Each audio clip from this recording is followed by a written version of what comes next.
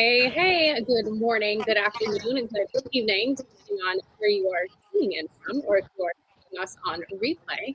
This is The Awesome Journey, and I am your host, 𝙏𝙼𝙚, along with my co-host in care, Christy Howard. And as you can see today, we have a full-on full house coming from New York City, Florida, and Arizona. And we have some of our favorite people with us, which honestly our favorite power couple, Ben and Jess Owen, who are the founders of We Fight Monsters and Flanders Fields, and along with their COO, Robert Coleman today, and they are coming to us live from Central Park, New York City. And y'all, if you were here the first time, don't worry if this is going to be a whole new experience. Trust me. And for those of you that missed one, we will share the links to the first episode in the comments as well as in the post promos, because man, you don't want to miss that one. It was pretty fabulous. And with the full house here, we might have a special guest or two pop in. We want to get started as soon as possible since we do have a full house. So before we turn it over to Ben and Jess, at least give us an intro, I will turn it over to my co-host here, Christy Howard.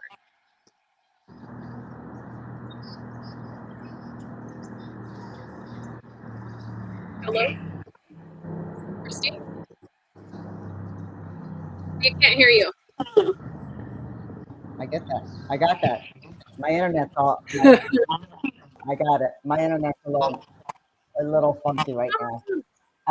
So I'm not going to do much talking because we've got to our favorite couple, and then Robert, nice meeting you, and I'm excited because you all know that I love your swag, and well, actually, my husband does. I'm a teacher. I love what you're doing. It's forward, giving back. So it's all yours. Next level. Oh, good. Okay, so let's kick it off. Y'all want me to take it? Go for it, Ben. Guys? I'm Ben Owen. As Christy and Kelly said, my wife and I and Robert, who's sitting in front of me, started Flanders Fields back in 2021 with the sole mission to get homeless and addicted vets off the streets. That's something we give a shit about because I used to be homeless and addicted. Jess and I left the streets of Memphis in 2019 after 5 years of being out there, as we like to call it. Homeless, lost everything, watched all our friends die and go to prison. And one day, about 5 years ago, we finally hit rock bottom, decided to leave Memphis. And we went to my parents' house in Georgia. That's my dad up there on top of the hill, former Army Ranger, infantry officer. And about 2 months after that, I found a job. I met Robert, and life changed pretty quick after that. The last 5 years have been an absolute blur. Robert has a much better way with words than I do. I'm going to let him take the floor for a minute and talk about what we're doing. So go right ahead, buddy. Sure. Yeah, 5 years is, we were talking about it last night, and Ben and I just kind of, when we first met, we connected in a way that for most of the last 5 years, we're finally at a point now in our acquaintance where it feels like we've known each other for as long as we've actually known each other.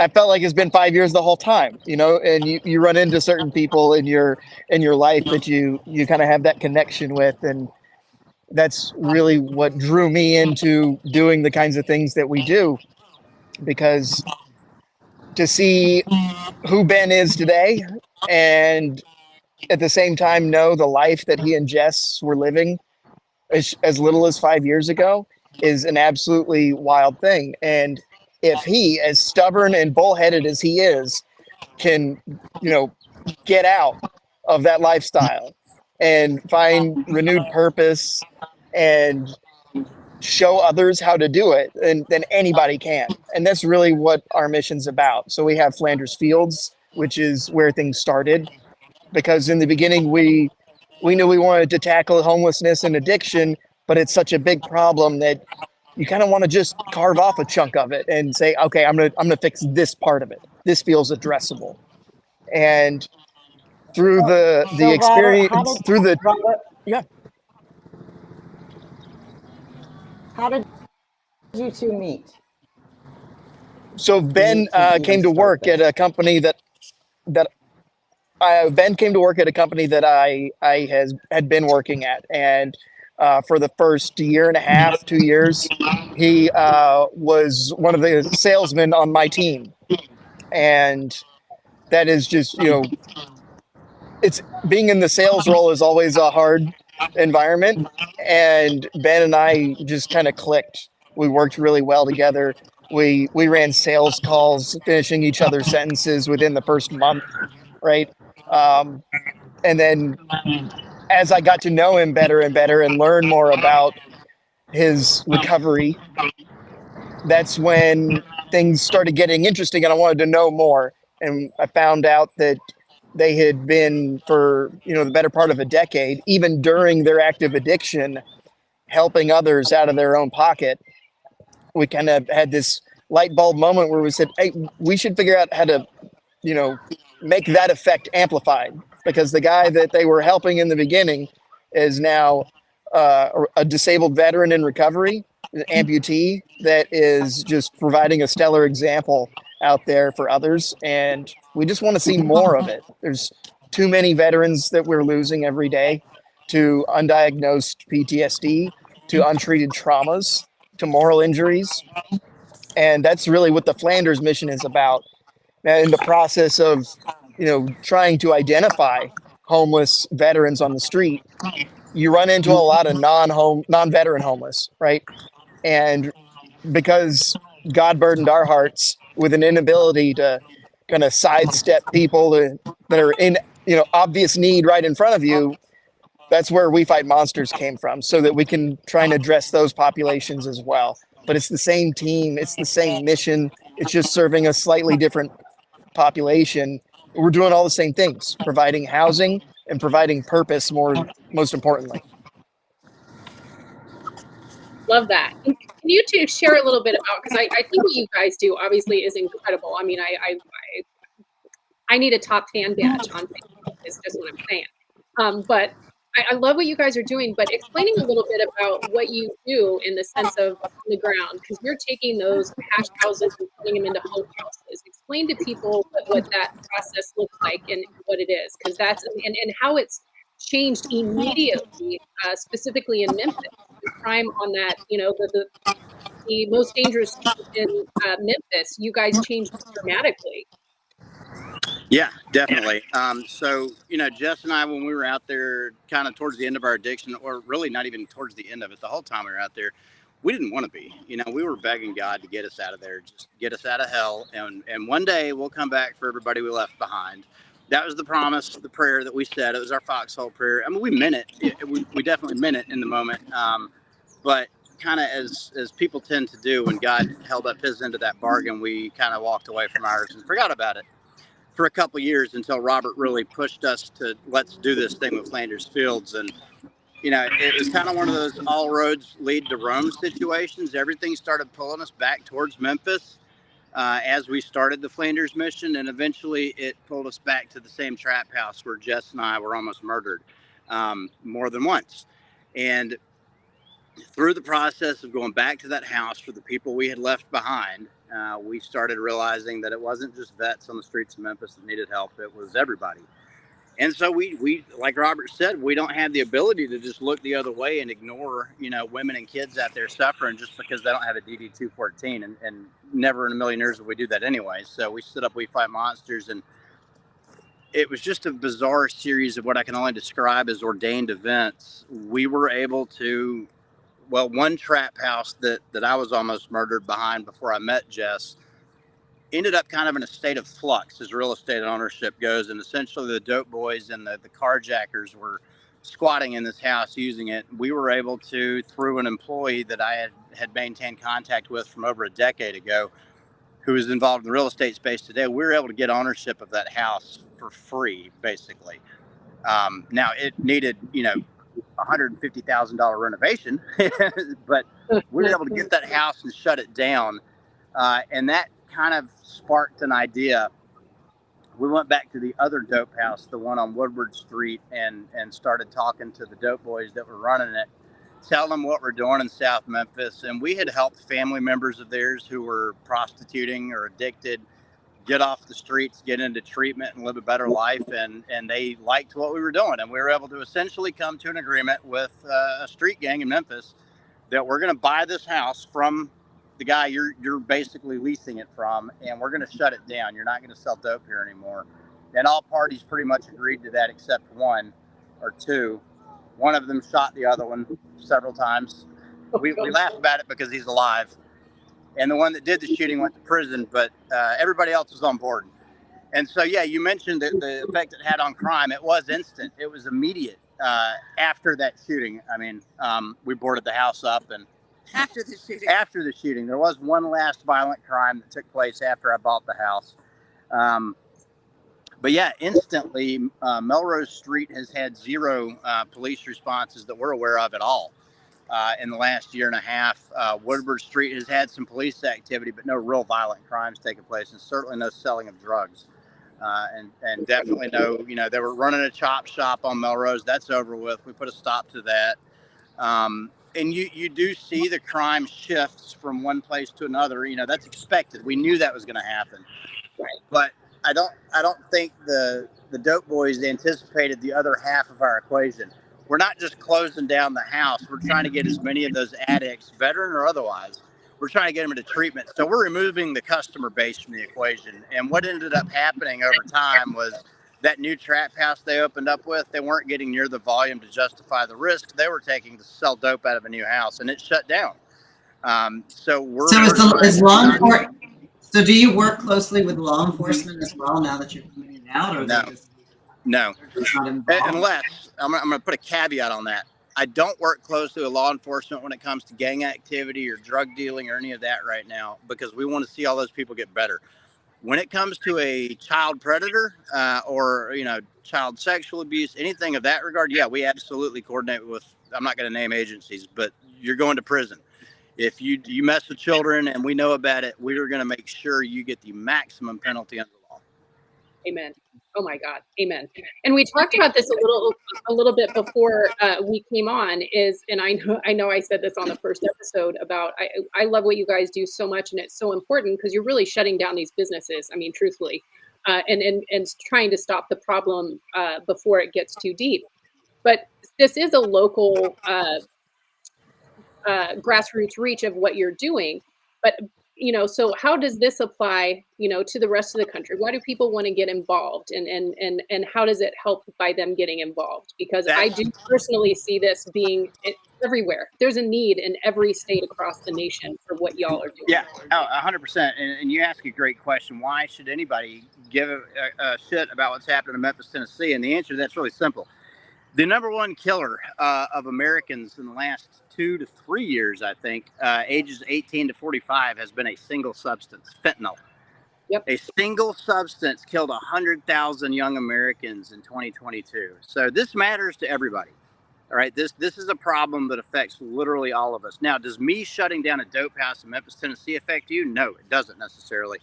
But what it does is it proves out a model. It gives us the ability to refine our approach, figure out what's working and what's not working on our dime, to then hand you the exact method we did this. Because we're like, at the end of the day, we're not that special.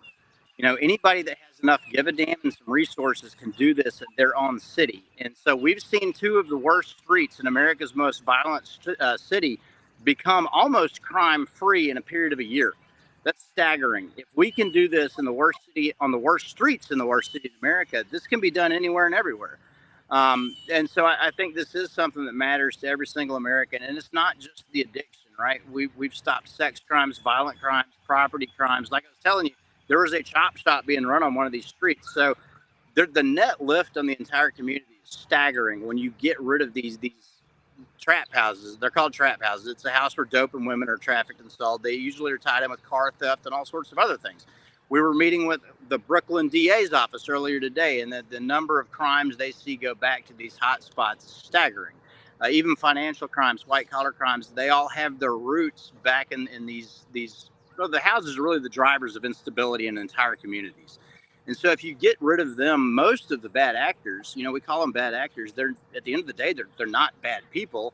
They're going to find a better way to live themselves. And so you start removing not only the properties from the equation, you start removing the bad guys. They become good guys. They become aligned with the mission.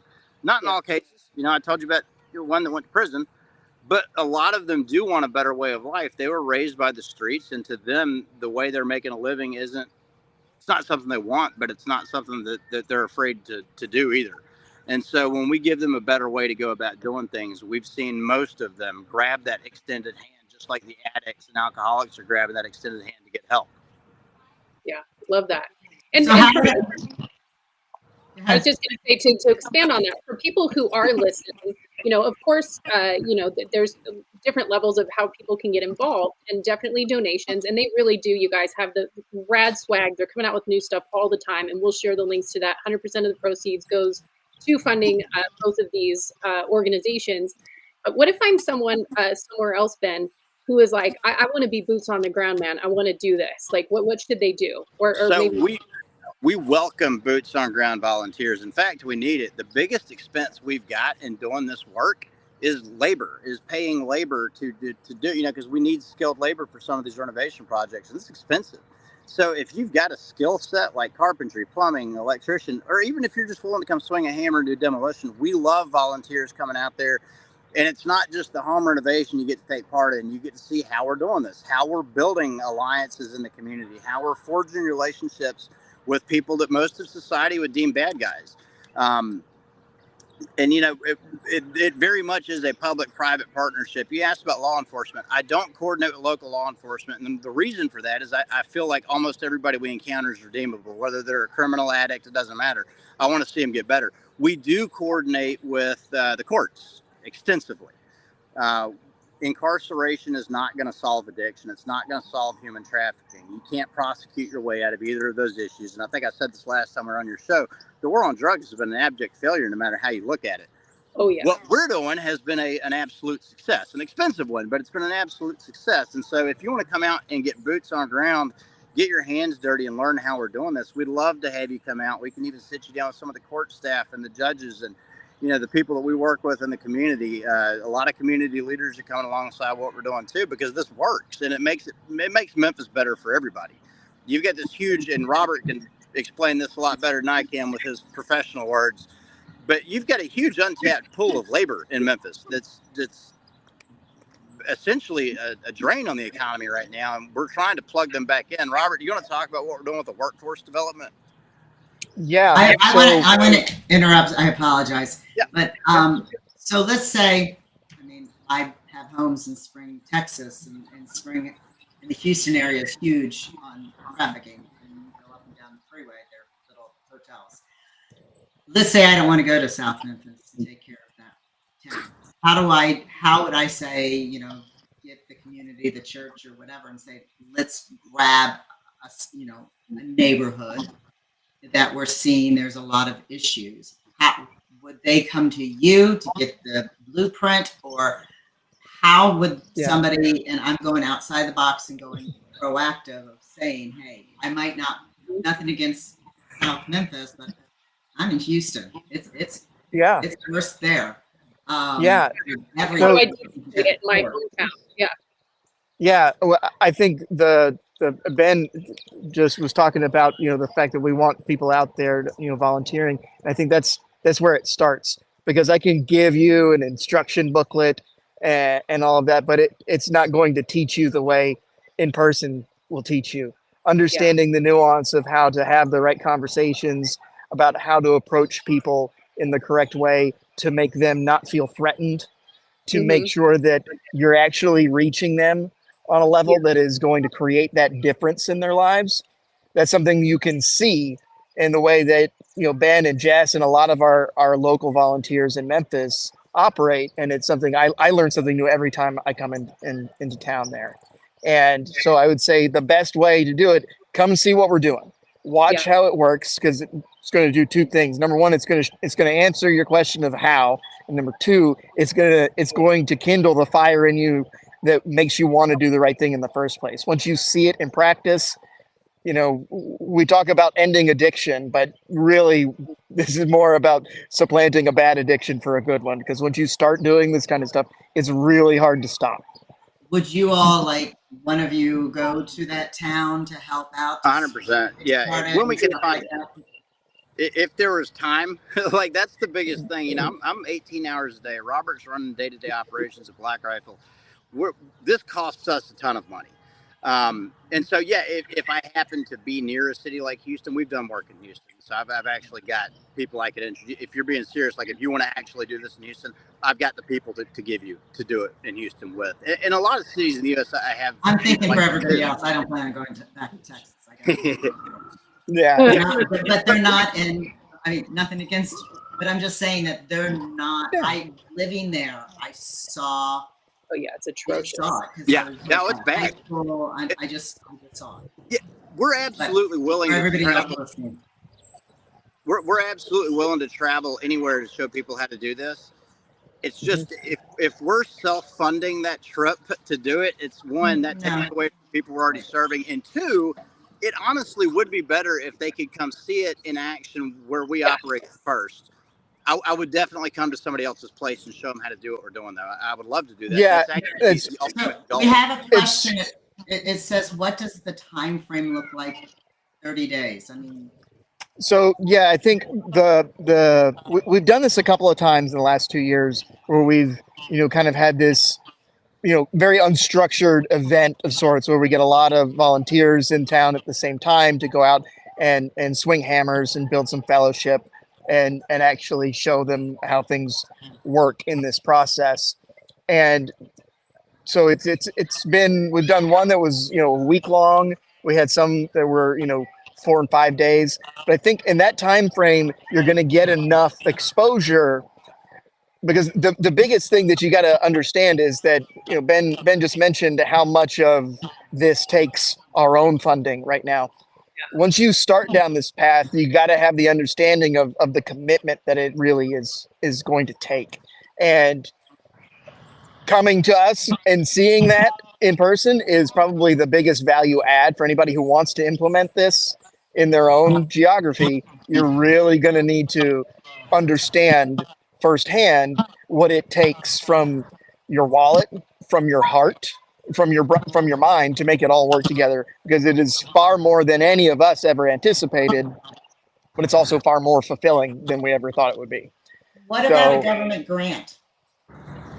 We have teams of people that are grant writers, and the grants are a double-edged sword, because so many of them are so special purpose and so unique in their constraints that you try as much as possible to present your organization as a, you know, one size fits all, and it never works well that way. So we have gotten some grants in the past. They're notoriously difficult to get selected for unless you know somebody who's on the selection team.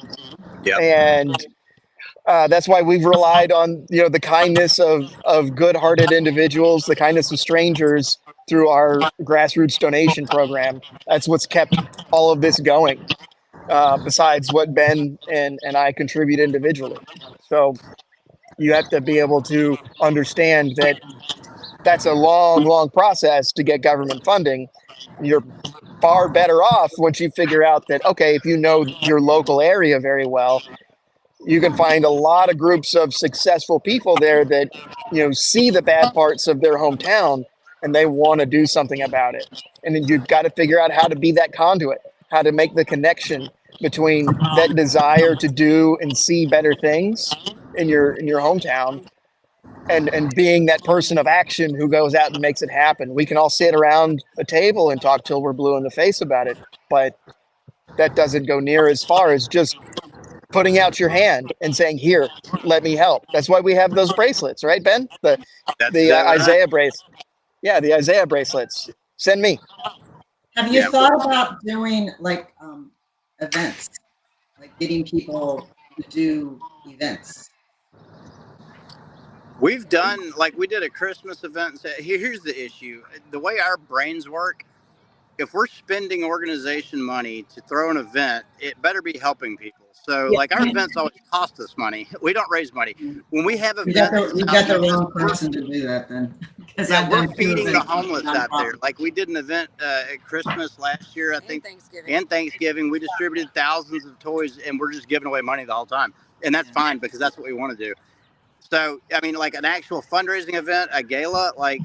I mean, I don't even know how to. I wouldn't even know where to start with that. And that's One, okay. two, Well, then you and I, we'll talk on the back end because I did 2 events for Brian Terry Foundation, and it didn't cost. Okay. It didn't cost them. Yeah, and that would be great.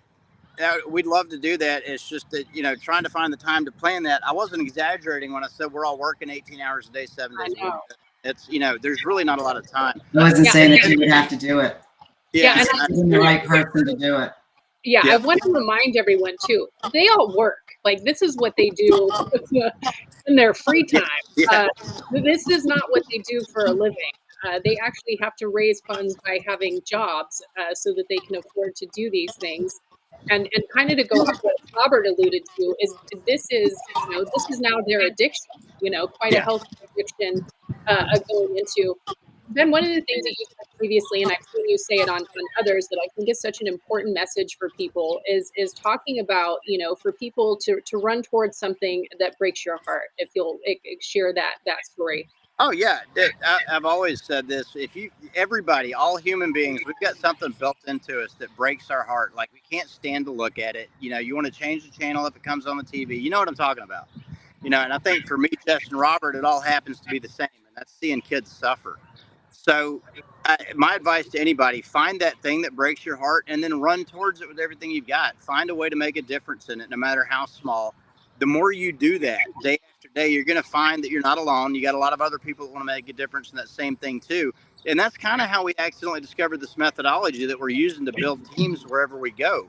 Is that you find enough people that want to change the same thing you want to change. In that process, 2 things are going to happen. You're going to build a team that you cannot build in any other way. And 2, you're going to find your purpose here on this earth. And this actually kind of goes back to what you were asking about, like if we could come to somebody else's city and show them how we do what we do. Well, we've done that. We responded to the Uvalde shootings. We worked 17 of those funerals. I responded to the Q Club shooting because we actually lost one of our women's sister there. Did the exact same thing there. Spoke at those funerals. Task Force Lahaina, we responded to the Maui fires, the Wynn, Arkansas tornadoes, obviously Afghanistan, Ukraine, Israel, Haiti. We've done a lot of weird stuff, and in every single case, we show up in somewhere we've never been before. We don't know anybody, and within hours, we start getting a team together of locals who are recruited into what we're doing because guess what? It's what broke their heart, and they're running towards that same fire we are, looking to fight it in any way they can. We're watching them find purpose in their lives. You see these heroes come up out of nowhere. We leave and go back to Memphis, and then you've got the heroes that you stood up in Lahaina or wherever else it was that are carrying that mission forward. So yeah, we could absolutely show how we're doing what we're doing on the dope track anywhere. It's just finding the time and bandwidth to do it. You know I just gave examples of where I've allowed myself to be pulled away from Memphis to go tackle a disaster somewhere else that wasn't my problem. God told me to go. You know, Robert just mentioned Isaiah 6:8, here am I, send me. We pray that prayer a lot, and sometimes God does send us somewhere that's not Memphis. And I think it is to prove out that the methods we're using and the way we do this is absolutely replicable. But it's one of those things, you have to see it hands-on. So if you're actually wanting to replicate what we're doing in Memphis, coming to see it in action, and Memphis is the best way. You know, a lot of what we do comes from the way the Green Berets do things when they did village stability operations in Afghanistan. We're in New York right now to see Scott Mann's place. Scott Mann is a dear friend of ours. He's the former Green Beret who did the village stability program in Afghanistan and has mentored us on a ton of the ways we do things. Even the Green Berets can't teach this in a classroom. They have the world's largest role-playing exercise called Robin Sage. It takes over half the state of North Carolina, where they teach these guys how to go into trust-depleted environments and build alliances. That's essentially what we're doing on the dope track. We have the benefit of being known out there from our bad days, but you can do this anywhere. We've done it in camps in Chattanooga. I've done it in New Orleans. I mean, you can get into weird places very quickly if you just know the language and you know how to interact with people. And that's a big thing. You really do need to know the language. You can get in a lot of trouble If you're somebody that has never done anything like this and you just walk into a dope track, you're going to get shot very and killed. bad. I mean, you have to go in there with the right message, and you have to establish immediate trust and rapport. They're going to know in a heartbeat if you're there for the wrong reasons or for some altruistic reason, neither of which is going to work. You're going to get taken advantage of in some really bad ways. Yeah. And I mean, I can say this because I've seen it happen, you know, and we even have to keep our guard up all the time. You can't just go decide you're going to battle narcotics trafficking or human trafficking and think you're going to be kicking doors and shooting bad guys in the faces. It's not how it's going to happen. You got to have some of those bad guys watching your six sometimes. And I'm being dead serious. You know, I could name names, but I'm not going to. I'm lucky I don't have a bullet in the back of my head, and I know why I don't, and I know who to thank for that. And those are the kind of, you know, relationships you have to forge early on going out there, whether it's sex trafficking or dope trafficking or just homelessness in general that you want to make a difference in. You got to remember, dude, people don't end up homeless by accident. You know, there's always mental illness and addiction involved, one or the other or both. And so if you want to go help homeless people, homeless vets in particular, you have to have some experience with one or both of those things, or you're going to end up the victim of something you don't want to. And I mean, it is what it is. Right. That's crazy. So yeah, Jessica, I'm glad that you piped in there. So I would like to hear a little bit more from you. And I like that you guys are sitting together now. It just looks so much better. And y'all, I just do want to say, I love how you guys are on social media, not just about what you do and your passion that exudes from your souls, truthfully, but your love for each other and how you support each other. I mean, it is just, I mean, talk about couples goals. That's all to say. And I think I said this last time, hashtag be like Ben and Jess. I think we are close like that because we went through hell together and we should have died together. And I know the only reason that we are alive right now is because God had a higher purpose for us, which is, I believe, what we're doing now. But it took a lot of hell to get like we are now. And we do have our bad days and a lot of the stuff that we go through and having the halfway houses and being so exhausted all the time. It is really hard. And then, you know, it's not just this, you know, we've still got our families, we've still got our other businesses, and it's really hard to keep that going. But it's hard. It is difficult. We're not gonna lie, dude. And even knowing where we're at today, like knowing everything we're doing and the love that we have. If you told either one of us 5 years, 6 years ago, no, 8 We've years been ago. married. If you told either one of us 8 years ago where we'd be today, but you told us what we'd have to go through to get here, we would have both thrown deuces, man. There's no way. There's no way I would agree to go through what we went through together to get here. I'm glad we did. It was worth it, but I wouldn't have willingly walked into this. So and like Jess said, we do have our bad days. It's not all, you know, roses and unicorns in this marriage. And Robert can attest to that because he's who I vent to. You know, like he's got to talk me down sometimes. So Lucas has a question. He wants to know, have you guys partnered with other ministries that also work in inner cities helping addicts and homeless? Absolutely, and they come incredibly handy. That's a great question. Like Robert mentioned earlier, we don't care if any of the work we do has our name actually stamped to it in the long run. You have to have relationships like that. You're never going to actually get anything done without partnering with local alliances and other community organizations. They're not all great. Be careful who you publicly align with, because a lot of people do go into the nonprofit space to take a paycheck and you know, and that's fine. I mean, at the end of the day, I'm a capitalist, but that's not how we're doing, you know. Right. That's not how we're doing it. And so you just have to be careful who you align with when it comes to other ministries, particularly in the space we're in. You got to know what their motives are going out there. You know, we want to see addiction removed as a barrier to living a fulfilling life. That's our goal. Other people have other things they want to get done or see done. And you just got to make sure that those mission objectives align. You know, obviously, Jess and I are both very strong Christians. We've had multiple church groups want to come minister to people on the streets with us. That's not going to work. It's not. Do I disagree with what they're doing? Absolutely not. But we can't do it together. And the reason for that is we understand there's a very active barrier between that person and God right now. Yeah. So the mission guys, they need to come behind us and do what they do. We're going to go remove that barrier first. And that's just one example. There's plenty of others out there. Like there's organizations that get a lot of good things done with sex trafficked women. And we have to be careful partnering with them because they will enable those women to stay in their addiction. All those orgs care about is meeting immediate needs. We're about meeting long-term needs too. We want to see the addiction removed from the equation. So it doesn't mean we can't partner with them. It doesn't mean we can't work cases together. We just don't publicly align because our end goal is different.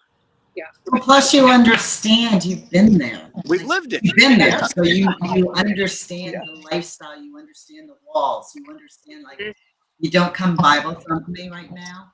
Yeah, no. I need to I need to trust. The same thing holds true in the veteran population. You know, there's a lot of organizations out there that are doing great things in the veteran community, but when you're dealing with an addict, they're an addict first and foremost. I don't care if they did 15 combat deployments, they're an addict first. And if you treat them special because they're a vet, you're going to kill them.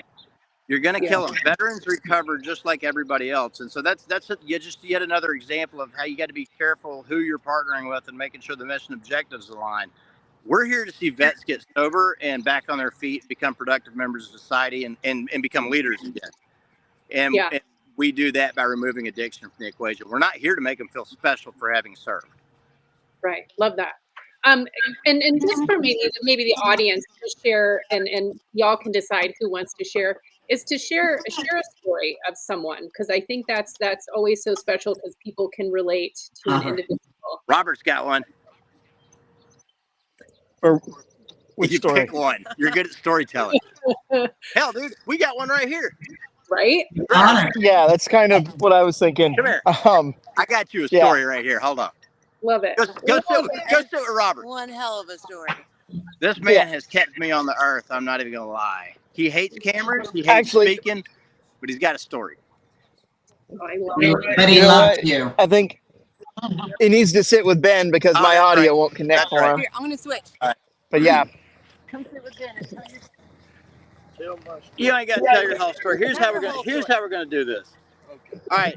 So guys, this is Chris Bobbitt. Chris runs everything on the renovation side out there on the streets. How y'all doing, ladies? Hey, Chris. I'm gonna let Robert ask you a couple questions. Is that cool? Yeah, that's cool. I'm gonna give y'all a little bit of background. So Chris came to us right after we bought the men's sober living houses in Memphis. He was on drug court. He was about to get kicked off drug court. And something clicked in Chris's head. He decided to do something different this time. Chris is 47 years old. He spent 22 years of his life. 49 years old. 49? What? Yeah, God, I can't believe that. This man spent 22 years of his life in prison. So, Robert, I'm going to let you take it from there. Yeah, I think what would be a benefit, Chris, is for you to tell folks, you know, I think we've kind of covered the fact that, you know, 22 years in prison, that kind of tells a lot of that story just in that one fact. But we always talk about the difference in why you didn't get to recover until this recovery. What made it different for you as opposed to every other time somebody's tried to, you know, tell you how to live a better life? All right, what made it different for me? Let me see. Well, I got a long story, really. I started out as a kid as a mess up, and I didn't know nothing about trying to get clean. I lived an addicted lifestyle. All right. I didn't do 22 straight years in prison either. Let's clear that up. I did a little bit here and a little bit there and a little bit there, all through my addiction. It was just totally messed up. I went from one drug to another, back and forth. I guess I've been shot in my head. It's been hell. This man survived getting shot in the face with a 12 gauge. So that tells you a little bit about how tough he is. I'm not really good at speaking, y'all, so y'all just have to you're good. You're great. You don't have to tell the whole story. What made this time different? What made this time different? I was at rock bottom, and I had somebody lend me a hand, and I decided to accept it instead of keep doing the lifestyle I was living. That's what made it different. When you reached out. And what did you think about Ben in the beginning, Chris? In the beginning, I sort of kind of didn't know what to think about Ben because he was like a story to me. You know, I always heard about him at Rebos and stuff, but I never met him. And then when I did meet him, I just related to him because he seemed like he was from the same sort of kind of same background that maybe I was, and he got out of it. I could tell he got out of what he was in.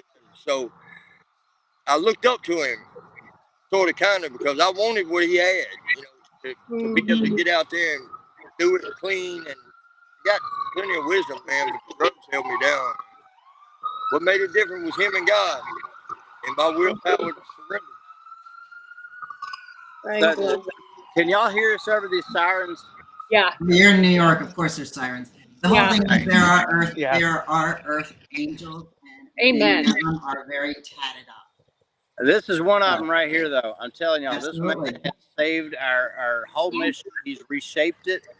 What he said about grabbing that extended hand, look, and I tell people this all the time, Robert, Jess, and I, we're out there extending a hand, and people give us props for doing that. We don't deserve them. That's so easy. It's so easy for me to extend that hand. The hard part is what he said, grabbing that thing and holding on to it. You know, There's a little bit more to it. The cause of being in them work for it is a lot to do with me being sober now, too, because he didn't only extend me a hand, he gave me a chance to work for a purpose and helping others as well as helping myself. And, you know, I have a lot of work left to do on myself as well, but when you can get to a point where somebody sees in you what they want to see in themselves, then you know that you're doing something right. And I didn't have that purpose. I never had that purpose all my life until now. So I'm just thankful for everything. no, we're God grateful bless for you you. too. You know, and when I say Chris really did redefine it or shape a lot of our mission, I mean that, because he was the first example of taking somebody that was on his last leg. They were about to send him back to prison, and we just put him to work out there, and he found purpose. He'll tell you that. The judge will tell you that he changed overnight. Chris has gone on to graduate drug court now. He's over, what, a year and a half sober now? Yeah, 16 months sober. You know, he's got relationships with his daughters rebuilding. I mean, it's just the whole nine. Like, the guy's story is incredible. Oh, It goes back to never having a purpose, never feeling like you're worthy. So, And it's never too late. It's not. Yeah, it's never too late. I love it. Yeah, and there's this is an actual methodology for people that want to learn more about it. It is called purpose-based recovery. Yeah. And it is one of the most successful recovery methodologies out there. There are plenty of guys out there who will swear by it to the point where they think all other recovery strategies are doomed to fail, because without that key component of having purpose, you're only one bad day away. And yeah, maybe you still are, but you don't have a purpose to lean back on as your reason to not choose, you know, the drink or the drug that used to be the norm. You're going to have a tougher time. You're going to have more relapses. We have a really low recidivism rate in Shelby County because of the programs that are in place there. We have a really, really high success rate in our houses because of the nature of that purpose-based recovery program. Oh, that's good. And my whole journey proves out everything Robert just said. I was out there for a long time. I battled addiction for almost 30 years now, addiction and alcoholism. I had more years sober than I did out there in active addiction. I had a lot of relapses. I tried to get clean so many times. I went into AA. I did all the things. And to be clear, I still do AA. I got a sponsor. I work the steps, all that. I have to have it. That was directed to me, ladies and gentlemen. That was directed to me. I still do all that, but it wasn't until I found purpose that everything changed. And it is different.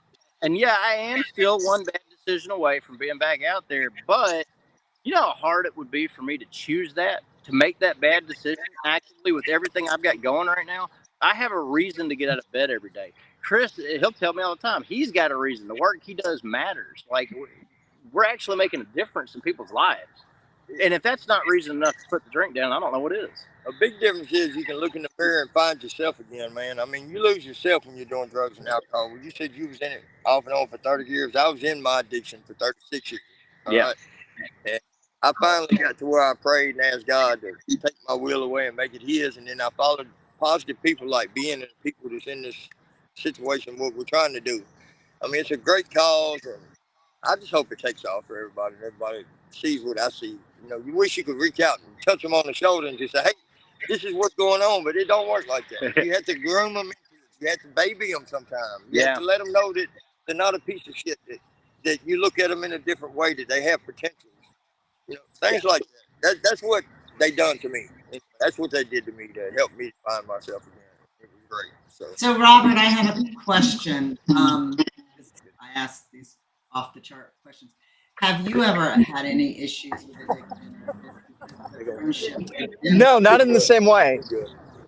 Yeah. And had you ever seen I that had kind of lifestyle before you got involved in this? nothing even close. Like I grew up in suburban Atlanta in one of the wealthier areas, and it was something that you heard about and you saw in movies, and I never ever came face to face with it. The first time I saw a trap house was, 2 years ago with Ben in Memphis, right?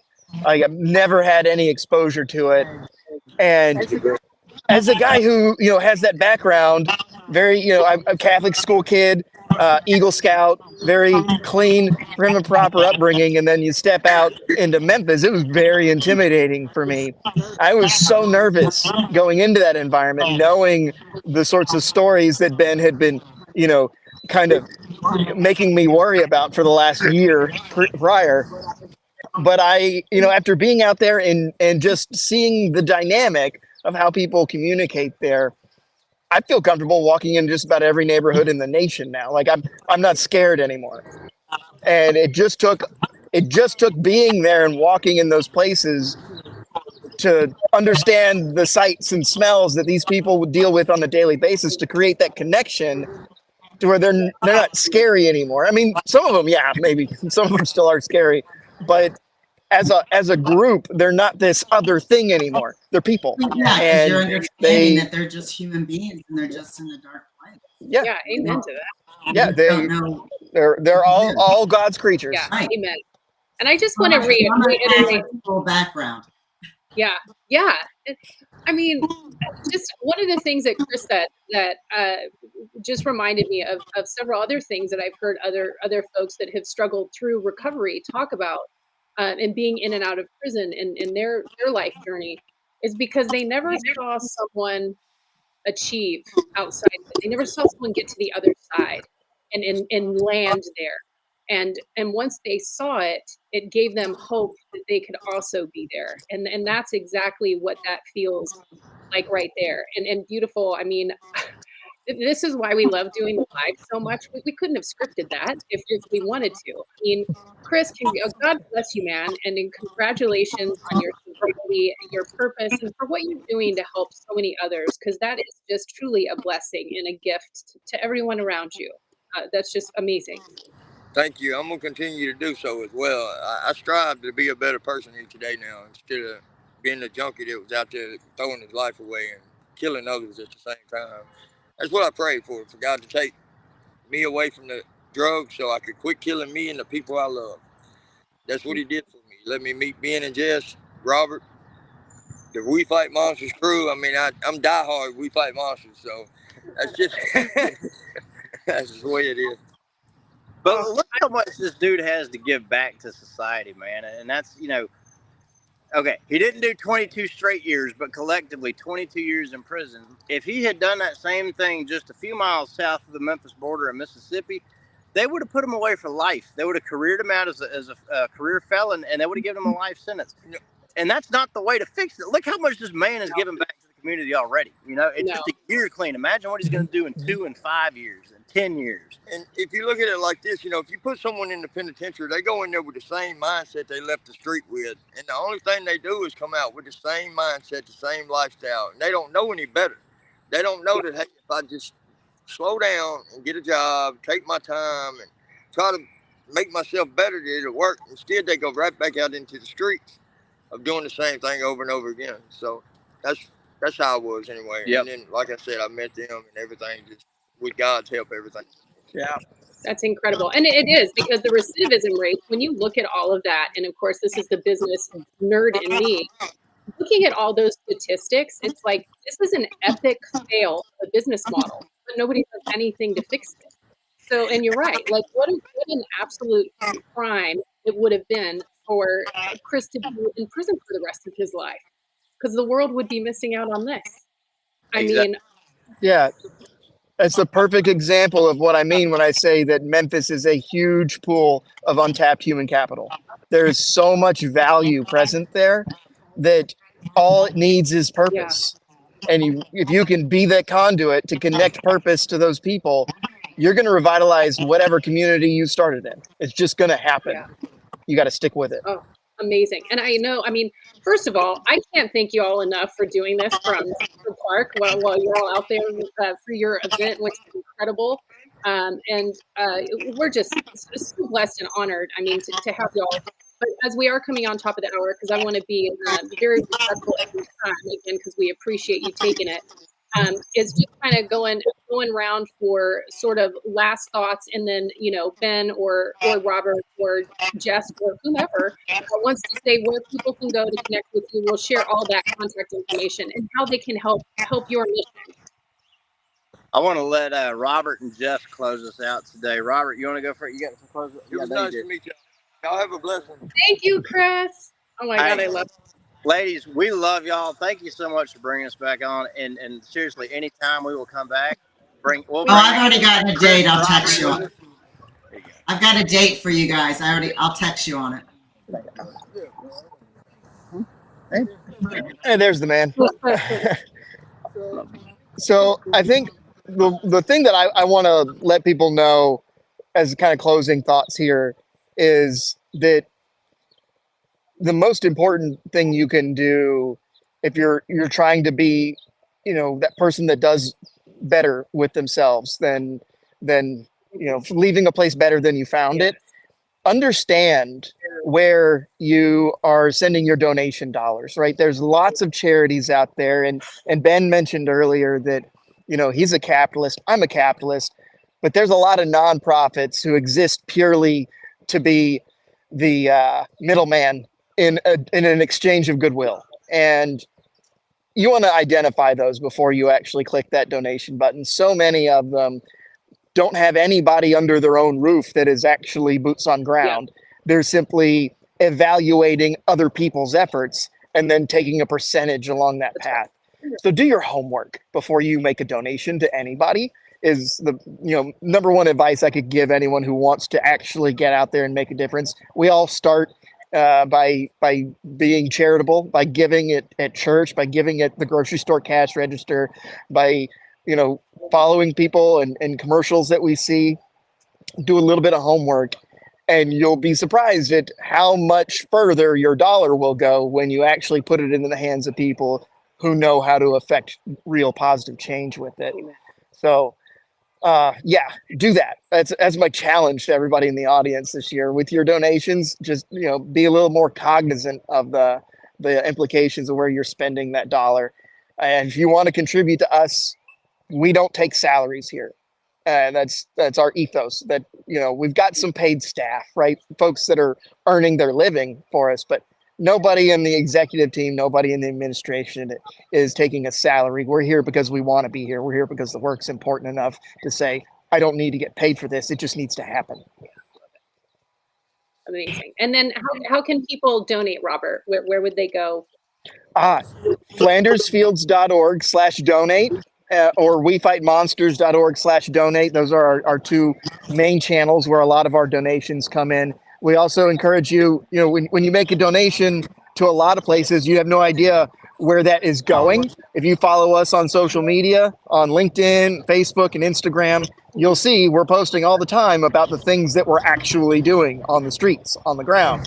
And if you want to see, if you want proof of what we can do, check it out. We've got a crazy amount of content on there for everybody to see. Lots of stories about Chris and Josh and some of the guys that we've worked with. Just go and see what can be done with a couple of people who are, by the way, like superlatively unqualified to be doing any of this. Just see what happens when you just decide that you're going to get off your ass and do something. Amen. Oh, love it. Oh gosh, thank you so much, Robert. And before we do start to wrap, Jessica, what are your final thoughts, my beautiful dear? I just want to say, love each other. That God commanded us to love each other. And you know, you see, the world's an ugly place. I mean, there's a lot of bad out there, and it can kind of harden your heart. And I understand that. I used to be like that. I'm kind of still like that sometimes, and I have to actively focus my attention to the good to the good in people. And, you know, you see these people on the streets, they're like, you know, I mean, we're in New York right now. Sometimes you'll see some people that you just don't want to look at. They're just, you know, other people might be a little scared to look at them. Does it break your heart to look at them? You know, it doesn't necessarily mind because I've been there. So in a sense, yes, it does. But I say that to say this. Some people like, oh, he's just going to buy drugs. He's going to go buy a beer. You know what? He probably is. He probably is. But some of those people need to feel compassion. They need to feel that love. They need to feel that they matter. And there's so many people out there that don't feel that way. And that's partly why we do what we do, is because so many people grew up in a family that, you know, they were beaten half their lives. They don't feel like they matter. They don't feel that anyone has compassion towards them. And that's a big thing. Like, people need to feel loved. And even if you go give that man $1 that he's probably going to buy a beer with, at least you know that somebody cared. And I think that's the main thing. We just need to show each other a little more love. That simplest act could keep that person around long enough to become the next Ben or Jess or Chris. And that, I mean, that's. You can say that more eloquently than I can. You can't argue with me on that. I mean, I was going to end my life one day, and a stranger smiled at me. Yeah. That simplest of acts kept me on this earth, and I hit my rock bottom about 96 hours later, you know. And yeah, there were times where somebody would give me a beer or give me money, and I would buy a beer. And it did exactly what Jess just said. It let me know that maybe I matter to somebody. Somebody sees something worth something in me. I'm going to stick around. So be kind, lead with love, find somebody that's got a need that can never repay you, and go meet that need for them. Yeah. Love it. Love it. Christy? Kindness is free. However, their t-shirts are really good. You know, it's all about paying back. And as we've talked about, that, you know, not having a purpose, not feeling worthy. You know, so many people are dealing with depression. It just keeps on getting worse and worse. But when you're stuck in an environment that you don't know how to get out, you don't know, you know, you would never you would never go over the railroad tracks because you don't belong over there. Well, we belong everywhere. Amen. You know, Absolutely. There's no judgment. And when you start having that kind of purpose and knowing that God created you for a reason, and also God wanted you to go through what you had to go through so you can help other people, just, you know, pay it forward, people. It just what Robert, Jess, and Ben, and everybody, Chris, everybody's doing. It is definitely grassroots. However, look around you and look at our country. It's what's needed, because unfortunately our government's not going to do anything. So we have to get the boots on. And I really look cute with my cowboy boots. And get down and dirty and just help people that we don't know. Yeah. Because when you help somebody you don't know, it doesn't matter. You're not getting. People get tenfold back. However, you're just paying it forward. Especially when you've never had somebody help you. Yeah. So, I sent It's an investment in your future. Ben, on a date that we'll see you next time. And Robert, it was such a pleasure. And Jess, beautiful. We love y'all. Thank y'all so Love much. you guys. And I do have one final thought based on what Christy just said. You know, Alcoholics Anonymous, Rotary Club, Boy Scouts of America, the entirety of the evacuation out of Afghanistan, the demining response in Ukraine, these all started as grassroots movements, and they're changing the world. They changed the world 100 years ago, and they're still going to stay. So it gets better from the bottom up, not the top down. That's right. Into that. Love that. 100%. You guys, again, can't thank you enough. Absolutely love and adore you so much. And we could not be bigger supporters, fans, whatever you want. And you know, we're here to help you in any way we can. We highly encourage everyone to please check out their swag is amazing. Donate if you can financially. We understand that not everybody wants to get boots on the ground and get dirty, and that's okay. But those of you that do and not sure how to start, reach out, connect with them. We will share all their contact. You guys, they are so approachable and responsive. It's actually a little bit insane because when the heck do these people sleep? We don't. We don't.